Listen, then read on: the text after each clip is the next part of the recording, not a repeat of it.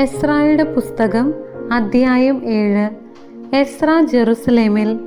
Persia രാജാവായ അർത്താർക്സർക്സിന്റെ ഭരണകാലത്ത് സെറായായുടെ മകനായ എസ്രാ ബാബിലോണിൽ നിന്ന് പുറപ്പെട്ടു. ഹിൽക്കിയായുടെ മകൻ അസറിയായുടെ മകനായിരുന്നു സെറായ. ഹിൽക്കിയ ശല്ലൂമിന്റെയും അവൻ സാദോക്കിന്റെയും സാദോക്ക് അഹിത്തൂബിന്റെയും മകനായിരുന്നു. അഹിത്തൂബ് അമരിയായുടെയും അവൻ അസറിയായുടെയും അസറിയ മെറായോത്തിന്റെയും മകനായിരുന്നു.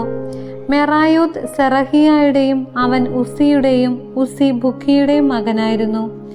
ബുക്കി അബിഷുവയുടെയും അവൻ ഫിനഹാസിന്റെയും ഫിനഹാസ് എലയാസറിന്റെയും അവൻ പ്രധാന പുരോഹിതനായ അഹറോന്റെയും മകനായിരുന്നു. ഇസ്രായേലിന്റെ ദൈവമായ കർത്താവ് നൽകിയ മോശയുടെ നിയമത്തിൽ അവഗാഹമുള്ളവനായിരുന്നു എസ്രാ. ദൈവമായ കർത്താവിന്റെ കരം അവന്റെ മേലുണ്ടായിരുന്നതിനാൽ അവൻ ആവശ്യപ്പെട്ടതെല്ലാം രാജാവ് അനുവദിച്ചു. അർത്താക്സർക്സസ് രാജാവിന്റെ 7-ാം ഭരണവർഷം കുറെ ഇസ്രായേലിലും ലേവ്യരും പുരോഹിതരും ഗായകരും വാതിൽ കാവൽക്കാരും ദേവാലയ ശുശ്രൂഷകരും എസ്രായോടൊപ്പം ജെറുസലേമിലേക്ക് പോന്നു. അവൻ ജെറുസലേമിലെത്തിയത് രാജാവിന്റെ 7-ാം ഭരണവർഷം 5-ാം മാസമാണ്. ദൈവാനുഗ്രഹത്താൽ അവൻ 1-ാം മാസം 1-ാം ദിവസം ബാബിലോണിൽ നിന്ന് യാത്ര പുറപ്പെട്ട് 5-ാം മാസം 1-ാം ദിവസം ജെറുസലേമിലെത്തി. കർത്താവിന്റെ നിയമം പഠിക്കാനും അനുഷ്ഠിക്കാനും അവിടുത്തെ അനുശാസനങ്ങളും പ്രമാണങ്ങളും ഇസ്രായേലിൽ പഠിപ്പിക്കാനും അവൻ ഉത്സുകനായിരുന്നു. ഇസ്രായേലിനു വേണ്ടി കർത്താവ് നൽകിയ കൽപ്പനകളും നിയമങ്ങളും പഠിച്ച പണ്ഡിതനും പുരോഹിതനുമായ എസ്രാക്ക് അർത്താർക്സർക്സസ് രാജാവ് നൽകിയ കത്തിന്റെ പകർപ്പ്. രാജാതിരാജനായ അർത്താർക്സർക്സസ് സ്വർഗസ്ഥനായ ദൈവത്തിന്റെ നിയമങ്ങളിൽ പാണ്ഡിത്യമുള്ള പുരോഹിതൻ എസ്രാക്ക് എഴുതുന്നത്: എന്റെ രാജ്യത്തുള്ള ഏത് ഇസ്രായേലിനും പുരോഹിതനും ലേവ്യനും ജെറുസലേമിലേക്ക് പോകാൻ ആഗ്രഹമുണ്ടെങ്കിൽ നിന്നോട് കൂടെ പോന്നുകൊള്ളട്ടെ എന്ന് ഞാൻ കൽപ്പിക്കുന്നു. നിങ്ങളുടെ ദൈവത്തിൽ നിന്ന് നിങ്ങൾക്ക് ലഭിച്ച നിയമങ്ങൾ അനുസരിച്ച് യൂദായിലെയും ജെറുസലേമിലെയും വിവരങ്ങൾ ആരായാൻ രാജാവും തന്റെ 7 ഉപദേശകരും നിങ്ങളെ അയക്കുന്നു. ജെറുസലേമിൽ വസിക്കുന്ന ഇസ്രായേലിന്റെ ദൈവത്തിന് രാജാവും ഉപദേശകരും സ്വാഭീഷ്ട കാഴ്ചയായി അർപ്പിക്കുന്ന സ്വർണവും വെള്ളിയും നിങ്ങൾ കൊണ്ടുപോകണം. ബാബിലോൺ ദേശത്തു നിന്ന് നിങ്ങൾക്ക് ലഭിച്ച സ്വർണവും വെള്ളിയും ജെറുസലേമിലെ ദേവാലയത്തിനു വേണ്ടി ജനവും പുരോഹിതന്മാരും അർപ്പിക്കുന്ന സ്വാഭീഷ്ട കാഴ്ചകളും നിങ്ങൾ കൊണ്ടുപോകണം. ഈ പണം കൊണ്ട് കാള, മുട്ടാട്, ചെമ്മരിയാട് എന്നിവയെ ധാന്യബലിക്കും പാനീയബലിക്കും ആവശ്യകമായ വസ്തുക്കളോടുകൂടി വാങ്ങി ജെറുസലേമിൽ നിങ്ങളുടെ ദൈവത്തിന്റെ ആലയത്തിലെ ബലിപീഠത്തിൽ അർപ്പിക്കണം. ശേഷിച്ച സ്വർണവും വെള്ളിയും കൊണ്ട് നീയും സഹോദരന്മാരും നിങ്ങളുടെ ദൈവത്തിന്റെ ഹിതമനുസരിച്ച് ഉചിതമെന്ന് തോന്നുന്നത് ചെയ്തു കൊള്ളുക. നിങ്ങളുടെ ദൈവത്തിന്റെ ആലയത്തിലെ ശുശ്രൂഷയ്ക്കായി നൽകിയിട്ടുള്ള പാത്രങ്ങൾ ജെറുസലേമിന്റെ ദൈവത്തിന് സമർപ്പിക്കണം. കൂടാതെ നിങ്ങളുടെ ദൈവത്തിന്റെ ആലയത്തിൽ എന്തെങ്കിലും ആവശ്യം വന്നാൽ അത് രാജഭണ്ഡാരത്തിൽ നിന്ന് എടുത്തുകൊള്ളൂ. നദിക്കക്കരെയുള്ള ദേശത്തെ ഭണ്ഡാര വിചാരകരോട് ഞാൻ അർത്താർക്സർക്സസ് രാജാവ് കൽപ്പിക്കുന്നു: പുരോഹിതനും സ്വർഗസ്ഥനായ ദൈവത്തിന്റെ നിയമത്തിൽ പണ്ഡിതനുമായ എസ്രാ നിങ്ങളോട് ആവശ്യപ്പെടുന്നതെന്തും വെള്ളി 100 താലന്ത് വരെയും ഗോതമ്പ് 100 കോർ വരെയും വീഞ്ഞും എണ്ണയും 100 ബത്ത് വരെയും ഉപ്പ് ആവശ്യം പോലെയും ശുഷ്കാന്തിയോടെ കൊടുക്കണം. സ്വർഗസ്ഥനായ ദൈവത്തിന്റെ ക്രോധം രാജാവിന്റെയും പുത്രന്മാരുടെയും രാജ്യത്തിന്മേൽ പതിക്കാതിരിക്കാൻ അവിടുന്ന് കൽപ്പിക്കുന്നതെന്തും അവിടുത്തെ ആലയത്തിനു വേണ്ടി കൊടുക്കാൻ ശ്രദ്ധിക്കുക. പുരോഹിതന്മാർ, ലേവ്യർ, ഗായകർ, വാതിൽ കാവൽക്കാർ, ദേവാലയ ശുശ്രൂഷകർ, ഇതര സേവകർ എന്നിവരുടെ മേൽ കപ്പം, നികുതി, ചുങ്കം ഇവ ചുമത്തുന്നത് ഞാൻ വിലക്കുന്നു.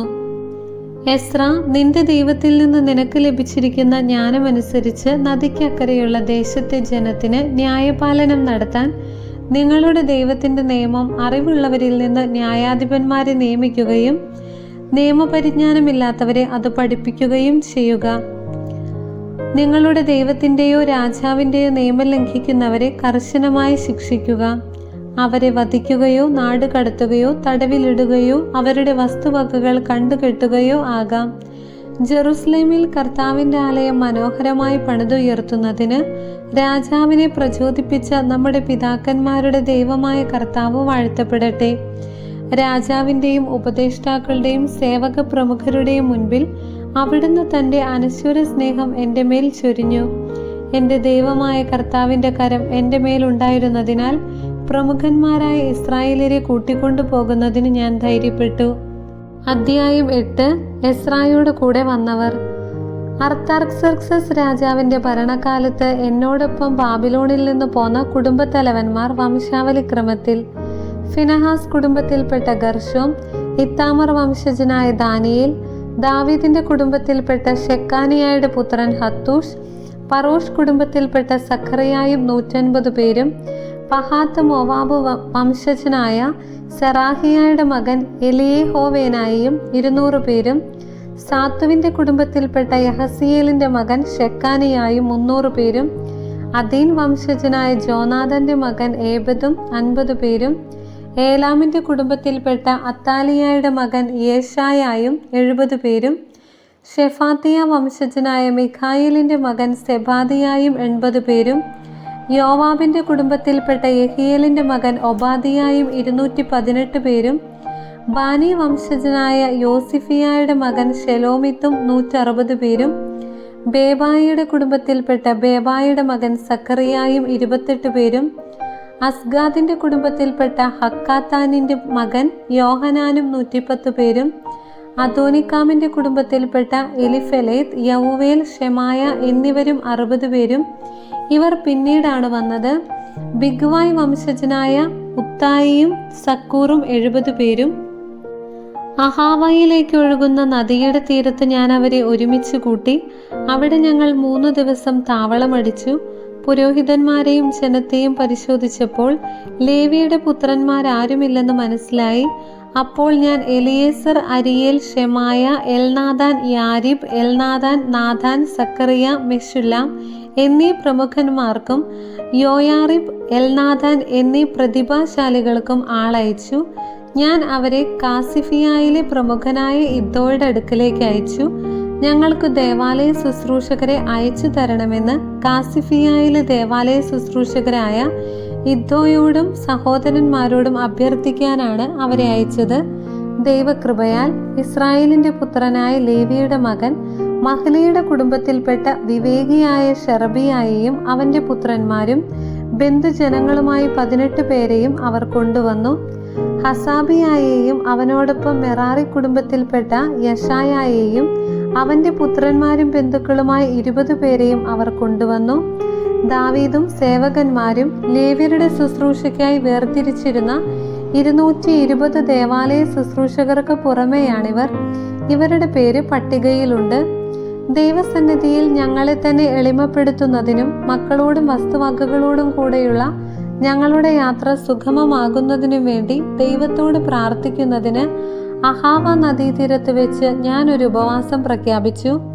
യാത്രയിൽ ഞങ്ങളെ ശത്രുക്കളിൽ നിന്ന് രക്ഷിക്കുന്നതിന് ഒരു സംഘം പടയാളികളെയും കുതിരപ്പടയെയും രാജാവിനോട് ആവശ്യപ്പെടാൻ എനിക്ക് ലജ്ജയായിരുന്നു.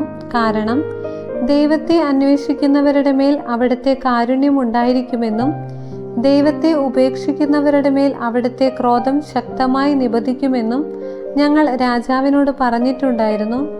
അതിനാൽ ഞങ്ങൾ ഉപവസിച്ച് ദൈവത്തോട് യാചിക്കുകയും അവിടുന്ന് ഞങ്ങളുടെ പ്രാർത്ഥന കേൾക്കുകയും ചെയ്തു. പ്രമുഖരായ 12 പുരോഹിതന്മാരെ ഞാൻ തിരഞ്ഞെടുത്തു. ഷർബിയായും ഹഷാബിയായും അവരുടെ ബന്ധുക്കളായ 10 പേരും, രാജാവും ഉപദേശകരും പ്രഭുക്കന്മാരും അവിടെ സന്നിഹിതരായ ഇസ്രായേൽ മുഴുവനും ഞങ്ങളുടെ ദൈവത്തിൻ്റെ ആലയത്തിനു വേണ്ടി കാഴ്ചയായി അർപ്പിച്ച സ്വർണവും വെള്ളിയും പാത്രങ്ങളും ഞാൻ അവരെ തൂക്കിയേൽപ്പിച്ചു. 650 താലന്ത് വെള്ളി, 100 താലന്ത് വരുന്ന 50 വെള്ളിപ്പാത്രങ്ങൾ, 100 താലന്ത് സ്വർണം, 1000 ദാരിക്ക് വരുന്ന 20 സ്വർണ്ണ പാത്രങ്ങൾ, സ്വർണം പോലെ അമൂല്യവും തിളങ്ങുന്നതുമായ 2 ഓട്ടുപാത്രങ്ങൾ, ഇവയാണ് ഞാൻ തൂക്കിയേൽപ്പിച്ചത്. ഞാൻ അവരോട് പറഞ്ഞു, നിങ്ങൾ കർത്താവിന് വിശുദ്ധരാണ്, ഈ പാത്രങ്ങളും വിശുദ്ധമാണ്. ഈ സ്വർണവും വെള്ളിയും നിങ്ങളുടെ പിതാക്കന്മാരുടെ ദൈവമായ കർത്താവിനുള്ള സ്വാഭീഷ്ട കാഴ്ചകളാണ്. കർത്താവിൻ്റെ ആലയത്തിലെത്തി അവിടുത്തെ അറകൾക്കുള്ളിൽ വെച്ച് പ്രധാന പുരോഹിതന്മാരുടെയും ലേവ്യരുടെയും ജെറുസലേമിലുള്ള ഇസ്രായേൽ കുടുംബത്തലവന്മാരുടെയും മുൻപാകെ തൂക്കിയേൽപ്പിക്കുന്നതുവരെ അവ സൂക്ഷിക്കുക. അങ്ങനെ പുരോഹിതന്മാരും ലേവ്യരും ജെറുസലേമിൽ ദേവാലയത്തിലേക്ക് കൊണ്ടുപോകുന്നതിന് സ്വർണവും വെള്ളിയും പാത്രങ്ങളും തൂക്കം ബോധ്യപ്പെട്ട് ഏറ്റുവാങ്ങി. 1-ാം മാസം 12-ാം ദിവസം ഞങ്ങൾ അഹാവ നദീതീരത്തു നിന്ന് ജെറുസലേമിലേക്ക് പുറപ്പെട്ടു. ദൈവത്തിന്റെ കരം ഞങ്ങളോട് കൂടെ ഉണ്ടായിരുന്നു. അവിടുന്ന് ഞങ്ങളെ ശത്രുക്കളിൽ നിന്നും വഴിയിലുള്ള അപകടങ്ങളിൽ നിന്നും രക്ഷിച്ചു. ഞങ്ങൾ ജെറുസലേമിലെത്തി 3 ദിവസം വിശ്രമിച്ചു. 4-ാം ദിവസം ഞങ്ങളുടെ ദൈവത്തിന്റെ ആലയത്തിൽ വെച്ച് ഊറിയായുടെ മകനും പുരോഹിതനുമായ മെറമോത്തിനെ സ്വർണവും വെള്ളിയും പാത്രങ്ങളും തൂക്കിയേൽപ്പിച്ചു. ഫിനഹാസിന്റെ മകൻ എലയാസറും ലേവ്യരും യേശുവയുടെ മകൻ യോസബാദും ബിന്നൂയുടെ മകൻ നൊവാദിയായും അവനോടൊപ്പം ഉണ്ടായിരുന്നു. അവയുടെ എണ്ണവും തൂക്കവും തിട്ടപ്പെടുത്തി കുറിച്ചു വെച്ചു. മടങ്ങിയെത്തിയ പ്രവാസികൾ ഇസ്രായേൽ ജനത്തിനു വേണ്ടി 12 കാള, 96 മുട്ടാട്, 77 ചെമ്മരിയാട് എന്നിവയെ ദഹനബലിയായും 12 മുട്ടാടിനെ പാപപരിഹാര ബലിയായും ഇസ്രായേലിന്റെ ദൈവത്തിന് അർപ്പിച്ചു. ഇതെല്ലാം കർത്താവിനുള്ള ദഹന ബലിയാണ്. അവർ രാജകൽപ്പന പ്രഭുക്കന്മാരെയും നദിക്ക് അക്കരെയുള്ള ഇടപ്രഭുക്കന്മാരെയും ദേശാധിപതികളെയും ഏൽപ്പിച്ചു. അവർ ജനത്തിനും ദേവാലയത്തിനും സഹായം നൽകി. ദൈവമായ കർത്താവിന് സ്തുതി.